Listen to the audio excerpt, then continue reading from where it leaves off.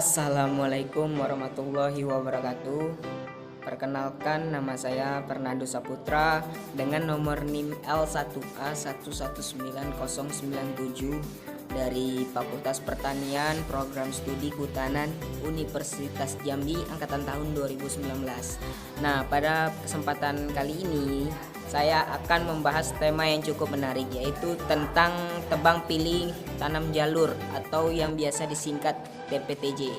Setelah sebelumnya saya membahas tentang TPTI, tebang pilih tanam Indonesia, sekarang saya akan membahas tentang tebang pilih tanam jalur. Baik, kita lanjut. Di sini ada apa itu TPTJ? Kita harus mengetahui dulu terlebih dahulu apa itu yang dimaksud dengan TPTJ.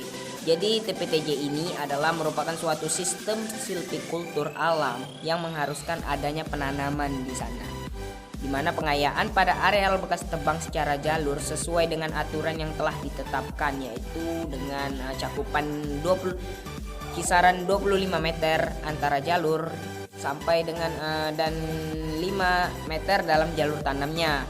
Jadi sudah ada kesesuaian, sudah ada ketetapan di sana, di mana di antara jalurnya itu jaraknya itu 25 meter, sedangkan di jalur tanam yaitu jaraknya adalah 5 meter. Jadi sistem daripada TPTJ aturannya seperti itu. Baik, kita lanjut. Di sini ada tujuan TPTJ. Adapun tujuan dari TPTJ ini yaitu agar kegiatan pengelolaan hutan dapat dilaksanakan secara lebih intensif, secara sungguh-sungguh, supaya dengan melaksanakan tindakan silvikultur melalui jalur ini, sehingga pembinaan dan pengawasan hutan itu lebih terjamin dan lebih terjaga kualitasnya. Hutan khususnya yang ada di Indonesia dengan adanya kegiatan TPTJ ini. Maka dari itu kegiatan ini harus dilaksanakan secara sungguh-sungguh, secara intensif dan berkelanjutan agar hutan di Indonesia ini tetap lestari ke depannya. Baik, lanjut. Tujuan TPTJ berikutnya yaitu meningkatkan produktivitas hutan alam tegakan tidak seumur melalui tebang pilih dengan memanfaatkan ruang tumbuh dalam jalur untuk meningkatkan riap dalam rangka memperoleh panenan yang lestari. Yaitu di sini dia meningkatkan tegakan yang tidak seumur, ya, bukan yang seumur, melalui proses sistem yang tebang pilih ini dengan memanfaatkan tumbuh dalam jalur dengan meningkatkan riapnya untuk memperoleh panenan yang lestari, panenan yang lebih produktif ke depannya. Jadi itu merupakan tujuan dari sistem TPTJ ini. Lanjut. Adapun sasaran daripada sistem TPTJ ini yaitu yang pertama, mengatur pemanfaatan kayu yang optimal pada hutan alam produksi. Jadi ini sudah diatur bagaimana pemanfaatan kayu, lok-lok kayu yang akan diproduksi nantinya, itu TPTJ itu sudah memiliki sasaran dan kriterianya. Adapun yang kedua itu meningkatkan potensi hutan baik kualitas maupun kuantitas pada areal bekas tebangan. Yaitu potensi hutan telah ditetapkan pada sistem TPTJ ini sasarannya. Kemana akan kualitas dari potensi ini akan dipasarkan kemana kualitasnya pada areal bekas tebangan dengan cara penanaman kembali setelah pemanenan. Jadi itu telah diatur pada sasaran TPTJ ini untuk melakukan suatu potensi hutan baik kualitas maupun kuantitasnya. Adapun yang ketiga yaitu memudahkan pelaksanaan pemeriksaan pembinaan hutan yang dilaksanakan di lapangan. Adapun sasaran TPTJ ini sangat memudahkan dalam proses pemeriksaan hutan, bagaimana kondisi di dalamnya dengan adanya sistem TPTJ ini. Baik, lanjut. Adapun prinsip-prinsip TPTJ yaitu sini ada 6 yang saya ketahui, yaitu yang pertama sistem silvikultur untuk tegakan tidak seumur. Itu sudah jelas, untuk tegakan tidak seumur, bukan yang seumur. Oke. Yang kedua yaitu adalah teknik pemanenan dengan tebang pilih. Di sini panennya kita harus memilih dulu berapa diameter yang cocok untuk dipanen, mana anakan yang belum siap untuk dipanen, Maka dari itu ada prinsip-prinsip dari sistem TPTJ ini. Kita tidak boleh asal menebang saja tanpa memikirkan resiko ke depannya. Adapun yang ketiga yaitu meningkatkan riap. Dengan begitu kualitas hutan dari sistem TPTJ ini akan baik. Keempat, mempertahankan keanekaragaman hayati. Ini sudah tentu dan jelas. Dengan adanya sistem ini, walaupun ada sistem ini dilaksanakan, sudah pasti keanekaragaman hayati yang di sana juga tetap stabil, tidak rusak. Jadi begitu. Yang kelima yaitu menciptakan ruang tumbuh optimal bagi tanaman. Jadi di sini dia menciptakan ruang-ruang tumbuh sela-sela pada suatu tapak untuk proses penumbuhan tanaman yang ada di dalamnya melalui proses sistem silvicultur TPTJ ini. Adapun yang terakhir ataupun yang keenam yaitu penanaman jenis unggulan lokal dalam jalur. Jadi di sini penanamannya sudah yang unggul, yang bisa untuk ditanam dalam lokal jalur. Penanaman jenis daripada sistem TPTJ ini. Jadi itulah prinsip-prinsipnya. Baik, lanjut. Adapun tahapan kegiatan TPTJ. Sini ada 7. Yang pertama itu rancangan penataan areal kerja dan risalah. Kedua, pembukaan wilayah hutan atau biasa yang disingkat PWH. Yang ketiga yaitu pengadaan bibit. Yang keempat yaitu penebangan. Kelima yaitu penyimpanan lahan. Keenam, pemanenan. Dan yang terakhir atau yang ketujuh adalah pemeliharaan tanaman. Baik, kita langsung bahas satu-satu poinnya. Yang pertama yaitu adalah rancangan penataan kawasan areal kerja dan risalah. Di sini pertama-tama saya akan membahas rancangan penataan kawasan areal kerja terlebih dahulu. Di mana yang pertama yaitu penataan kawasan areal kerja atau yang biasa disingkat PAK bertujuan untuk mengatur perencanaan pelaksanaan pemantauan dan pengawasan kegiatan pengusahaan hutan pada blok areal kerja tahunan. Di sini PAK mempunyai wewenang untuk mengatur perencanaan kapan akan dilangsungkannya proses TPTJ ini, pemantauan pengawasan dari sistem TPTJ tersebut. Adapun yang kedua, PAK dalam satu blok kerja tahunan dilaksanakan dengan membagi areal kerja ke dalam petak-petak yang masing-masing petak luasnya sekitar 45 sampai 100 hektar. Jadi di sini PAK sudah menentukan skala prioritas untuk melakukan proses pembagian petak-petak pada masing-masing lahan untuk melakukan proses TPTJ ini yaitu dengan sekitar 45 sampai 100 hektar.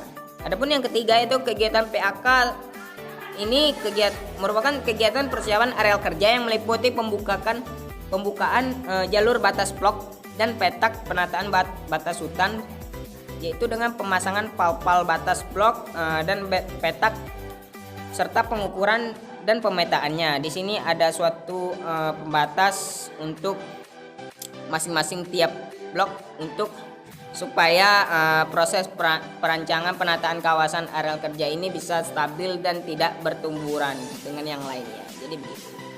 Adapun yang kedua yaitu rancangan dari risalah hutan ini. Yang pertama itu inventarisasi keadaan lapangan. Di sini kita melakukan survei untuk mengetahui topografi blok kerja dengan menggunakan alat seperti clinometer, theodolit, kompas, meteran, dan alat lain yang perlu untuk melakukan pengujian akurasi peta topografi yang ada. Jadi diusahakan untuk ada alat-alat tersebut untuk memudahkan pekerjaan kita dalam inventarisasi di lapangan nanti. Adapun yang kedua yaitu inventarisasi vegetasi, di mana kegiatan inventarisasi vegetasi ini dilakukan terhadap pohon-pohon komersil yang kurang lebih dia itu bermeter 40 cm ke atas lah. Dan permudaannya mengapa? Karena tujuannya itu untuk mengetahui keadaan penyebaran pohon tersebut dalam tegakan yang meliputi jumlah, komposisi jenis serta volume yang pohon yang akan ditebang. Jadi di situ melakukan kegiatan perhitungan terhadap suatu tegakan pohon, di mana pohon-pohon mana yang cocok untuk dilakukan penyebaran tegakan komposisi yang akan hendak untuk ditebang gitu. Diameternya harus diperhatikan, tidak boleh asal untuk menebang saja. Jadi begitu. Adapun yang kedua selanjutnya yaitu pembukaan wilayah hutan atau yang biasa disingkat PWH, di mana PWH ini dilakukan 1 tahun sebelum pemanenan kegiatan PWH tersebut, yaitu meliputi yang pertama pembangunan jalan angkutan, yang kedua sarana prasarana, ketiga base camp, pondok kerja dan lain-lain. Sudah pasti 3 aspek ini sangat penting dalam proses pelaksanaan PWH itu. Kita harus mempersiapkan sarana prasarana, apa-apa saja yang perlu dipersiapkan, base camp, pondok, tempat untuk istirahat dalam proses pelaksanaan pembukaan wilayah hutan tersebut.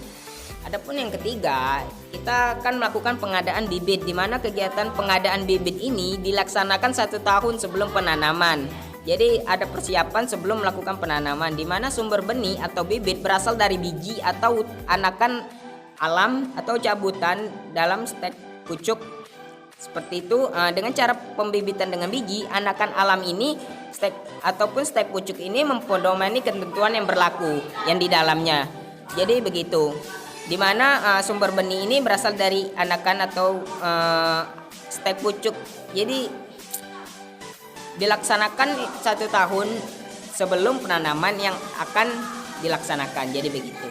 Adapun yang keempat yaitu penebangan, di mana penebangan pohon berdiameter 40 cm tadi yang telah saya jelaskan, dan pembuatan jalur bebas naungan ini dilakukan pada tahun yang sama dengan penanaman. Misalnya tahun 2020 akan dilakukan suatu pembuatan jalur bebas naungan ini, maka tahun itu juga penanaman akan dilakukan. Tidak boleh tahun depan atau nanti bisa lain lagi hasilnya. Jadi begitu. Adapun kegiatan penebangan pohon dilakukan pada seluruh blok atau petak kerja yang akan dibuat jalur tanamnya di dalam plot. Adapun pohon yang ditebang semuanya itu berjenis diameternya 40 cm ke atas, tidak ada yang ke bawah yang ditebang itu. Jadi semua jenis itu 40 cm ke atas, dan hasil tebangan ini dirapikan atau ditumpuk pada tempat-tempat tertentu atau dikeluarkan dari lokasi untuk dimanfaatkan dan diproduksi ke depannya dan disalurkan ke masyarakat. Jadi begitu.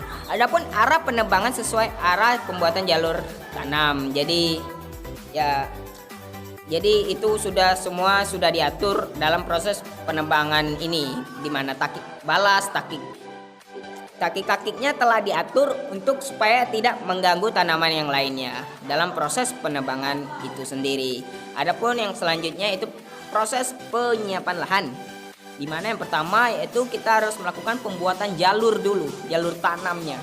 Penyiapan lahan nih, kita harus membagi plot, petak-petak, blok-bloknya untuk melakukan penyiapan lahan guna melakukan penanaman yang baik ke depannya. Adapun yang kedua yaitu pembersihan jalur tanam, yaitu kita harus membersihkan semacam semak-semak ataupun hama-hama yang ada di dalam lahan tersebut supaya tanaman yang akan kita lakukan untuk penanaman nanti bisa tumbuh dengan subur dan optimal. Adapun yang ketiga yaitu pembuatan dan pemasangan ajir.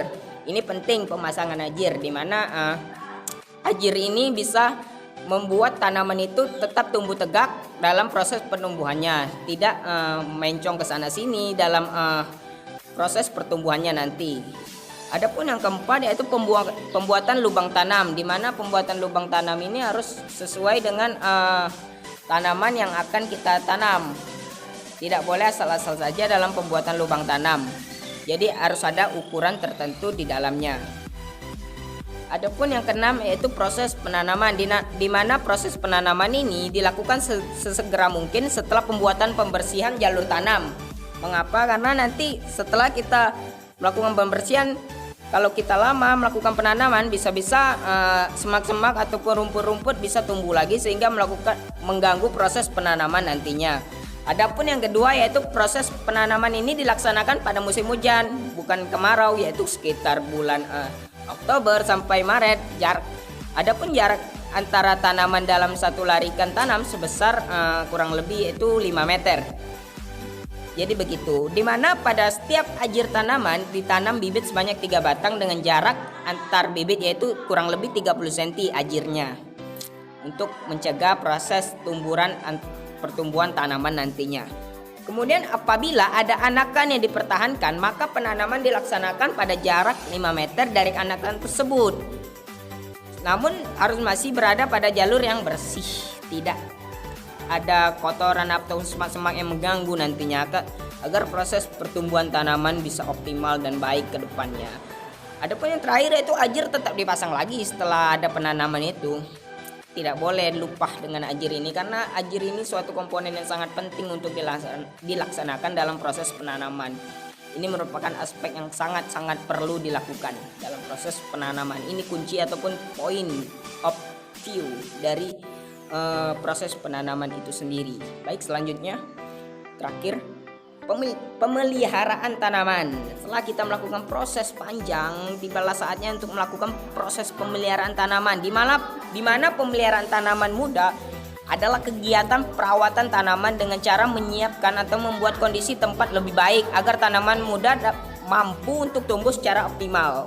Kita harus melakukan proses pembersihan lahan, pembukaan lahan dengan baik supaya tanaman tersebut bisa tumbuh juga dengan baik. Ibaratkan saja manusia, kalau rumahnya kotor, pastilah manusia tersebut akan terserang berbagai penyakit. Jadi begitu perumpamannya. Baik, yang kedua yaitu dilaksanakan bersamaan dengan penyiangan bila tanaman pokok ternaungi ataupun tersaingi tajuknya oleh tumbuhan lain setelah berumur 3 tahun. Jadi penyiangan itu dilangsungkan bersamaan terhadap tanaman pokok yang dilindungi ataupun ternaungi serta disaingi oleh tumbuhan yang kurang lebih umurnya itu 3 tahun, di mana dilaksanakan bersamaan dengan penyiangan bila tanaman pokok tersaung ini dia itu setelah berumur 3 tahun, kurang lebih dari 3 tahun itu jarang sekali ada. Berikutnya itu dilakukan bila tanaman kurang baik pertumbuhannya karena kekurangan unsur hara. Jadi pemeliharaan tanaman itu biasanya diberi pupuk ataupun dilakukan proses perawatan yang baik apabila unsur-unsur hara di dalamnya itu kurang gitu, sehingga tanaman tidak bisa tumbuh secara optimal. Selanjutnya, sejauh ini tidak ada hama ataupun penyakit yang serius yang sering menserang pohon, contohnya merati, di mana tapi perlu dimonitor ataupun diawasi oleh para petani yang akan melakukan proses penanaman tersebut. Adapun agar tanaman yang dihasilkan sesuai dalam pemeliharaan tanaman yang diharapkan, maka diperlukan pemantauan secara cermat dan seksama. Dengan pemantauan yang lebih ditekankan sejak penanaman dilaksanakan sebagai upaya untuk pencegahan sehingga kerugian ataupun kegagalan yang lebih besar dapat dihindarkan. Jadi pemeliharaan tanaman ini ataupun perawatan tanaman ini perlu dilaksanakan dengan baik agar tidak rugi gitu. Nanti misalnya kita membeli bibit ataupun benih yang misalnya benih-benih yang mahal gitu, kalau dia mati kan sayang uangnya. Maka dari itu perlulah dilakukan pemeliharaan tanaman yang baik dengan perawatan yang optimal dan rajin. Jadi begitu. Baik, tibalah saatnya di sini kesimpulan. Jadi TPTJ itu merupakan salah satu upaya pengelolaan hutan alam untuk mencapai keberlangsungan fungsi produksi, ekologi, dan sosial, di mana kegiatan pengelolaan hutan alam ini dapat menyebabkan perubahan lingkungan. Salah satunya adalah perubahan kualitas tanah. Tentu TPTJ ini merupakan suatu sistem silvikultur yang sangat penting untuk dilaksanakan. Maka dari itu kita sekali lagi perlu untuk mempelajari sistem TPTJ, sistem silvikultur yang satu ini. Baik, selanjutnya mungkin itu yang dapat saya sampaikan. Sebelum saya tutup, saya ada kata-kata mutiara untuk memotivasi hidup kita. Kata mutiaranya yaitu life is a question and how we live is our answer. Dimana hidup adalah sebuah pertanyaan dan bagaimana kita hidup itu adalah jawabannya. Maka sejak kita lahir kita dibebankan untuk melakukan proses perjalanan hidup mulai dari kecil, dari remaja hingga dewasa. Maka dari itu bagaimana cara kita menjalankan hidup itu merupakan jawabannya. Apakah kita nanti akan sukses atau tidak, itu tergantung daripada diri kita sendiri dan bagaimana kita cara menyikapinya. Kita bisa berguna untuk orang lain ataupun merugikan untuk orang lain, itu dari diri kita sendiri bagaimana cara menyikapinya. Baik, mungkin itu saja yang dapat saya sampaikan. Kurang dan lebih saya mohon maaf. Saya akhiri, wabillahi taufik wal hidayah. Wassalamualaikum warahmatullahi wabarakatuh.